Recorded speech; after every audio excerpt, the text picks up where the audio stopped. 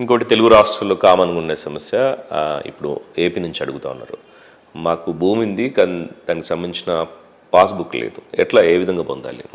ఇది ఇప్పటికి కూడా కీలకమే. ఎందుకంటే ఇప్పుడు భూమి ఉండి కాగితం లేకపోతే ఒక 20 ఏళ్ళ కింది వరకు సమస్య కాదు. ఎందుకంటే సాగు చేసుకోవడానికి కదా భూమి ఉన్నది.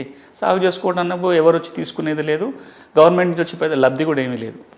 ఎప్పుడైతే ఈ మధ్యకాలంలో భూమికి సంబంధించి అంటే రైతుకు వెళ్ళాల్సిన ప్రతి బెనిఫిట్ భూ యజమానికి వెళ్ళటం మొదలైందో, నీకు ఏది రైతు భరోసా కావాలన్నా, రుణాలు కావాలన్నా, లేకపోతే మార్కెట్లో అమ్ముకోవాలన్నా, సబ్సిడీలు కావాలన్నా, ఏది కావాలన్నా భూమికి నీకు కాగితం ఉందా అని అడుగుతారు. ఏం కాగితం? పాస్బుక్.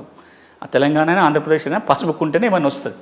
మరి ఇప్పుడు భూమి ఉండి రకరకాల కారణాల వల్ల పాస్బుక్ లేని వాళ్ళకి ఏం చేయాలి? ఎందుకు అసలు ముందు మీకు అర్థం కావాలి, మన అందరూ అర్థం చేసుకోవాల్సింది, వీక్షకులు అర్థం కావాల్సింది ఏంటంటే ఏ ఏ సందర్భాలలో మీకు భూమి ఉండి పాస్బుక్ లేకపోవచ్చు. ఒకటి, వారసత్వంగా భూమి వచ్చి ఉంటుంది, మీ పేరుతో పాస్బుక్ ఉండదు, చనిపోయిన పట్టదారి పేరుతో ఉండొచ్చు. లేదా మీరు కొనుగోలు చేశారు, రిజిస్ట్రేషన్ డాక్యుమెంట్ ఉంది, కానీ మీరు దాన్ని ఇంకా మ్యూటేషన్ చేయించుకోవాలి, ఆటోమేటిక్గా మ్యూటేషన్ జరగలేదు. మూడోది, అది మీరు ప్రభుత్వ భూమో లేకపోతే అటవీ భూమో మీరు సాగులో ఉండుంటారు, మీకు అది పట్టా రాలేదు, గవర్నమెంట్ భూమి, భూదాన భూమి ఇట్లాంటి వాటికి పట్టా రాలేదు.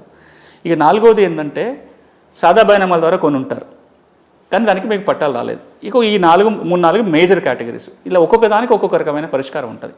మీకు సాదా బైనామా ద్వారా వచ్చి భూమి ఉండి పట్టా రాకపోతేనేమో ఇప్పుడు ఏపీలో అయితే మళ్ళీ అవకాశం ఉంది, దరఖాస్తు పెట్టుకోవాలి. తెలంగాణలో అయితే 20 దరఖాస్తు పెట్టుకునే అవకాశం ఉంటుంది, కొత్తగా అయితే కోర్టుకు పోవాల్సిందే. రెండోది, మీకు వారసత్వంగా భూమి వచ్చింది అంటే కనుక మీరు ఇప్పుడు మ్యూటేషన్ దరఖాస్తు పెట్టుకోవచ్చు. తెలంగాణ అయినా ఏపీ అయినా మ్యూటేషన్ దరఖాస్తు చేసుకోవచ్చు.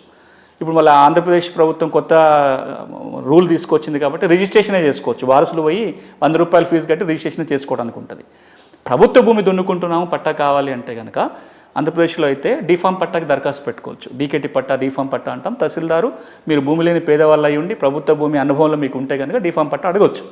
తెలంగాణలో కూడా అట్లా అడగడం, లావణి పట్ట అడగడం అవకాశం ఉంది, కానీ ఇక్కడ అసైన్మెంట్ కమిటీలు ఏమీ లేవు కాబట్టి ప్రభుత్వం ఒక ఆలోచన చేసినట్టుగా వింటున్నాం. అసైన్మెంట్ కమిటీలు ఏర్పాటు చేసి మళ్ళీ అర్హత ఉన్న వాళ్ళకి లావణి పట్టాలు ఇవ్వచ్చే ప్రయత్నం, అది కనుక జరిగితే పట్టాలు అడగడానికి ఉంటుంది.